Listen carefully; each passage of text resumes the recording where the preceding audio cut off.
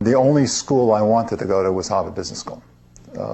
Classmates of mine before Columbia, at Columbia, went to the Harvard Business School, raved about it. I visited a couple of times, and I fell in love with the case method of study. I thought that's the only thing for me. I don't want anybody lecturing me anymore. I think there's much better way for me to learn through case method, because it reproduces real life experiences. And it's much easier to stay awake in class, too, in case method. There's interaction between you and the professor. And there are no answers, which threw a lot of my classmates, but I thought that was more like real life. There's no real answer to some questions. You can have a winning company with many different strategies, and why not learn it? And they teach it very well there. So it was the first time I really had a learning experience. I concentrated on learning. The business school found out I had the GI Bill, which covered tuition, but my first week there I had 2 jobs going, and somehow they found out. That's a mystery to me. They're good.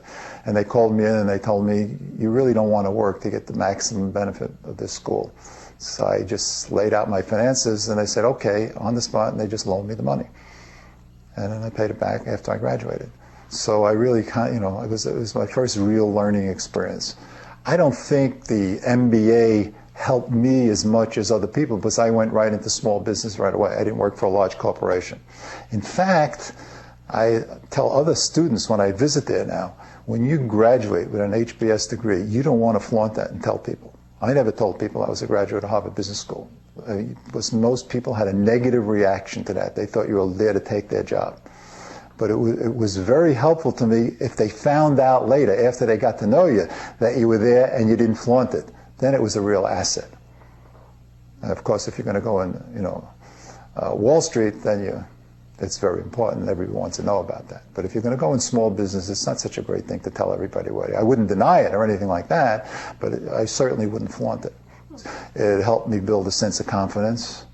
I think I had doubts whether I could keep up with that academic workload, and by doing it, I realized, okay, I'm smart also.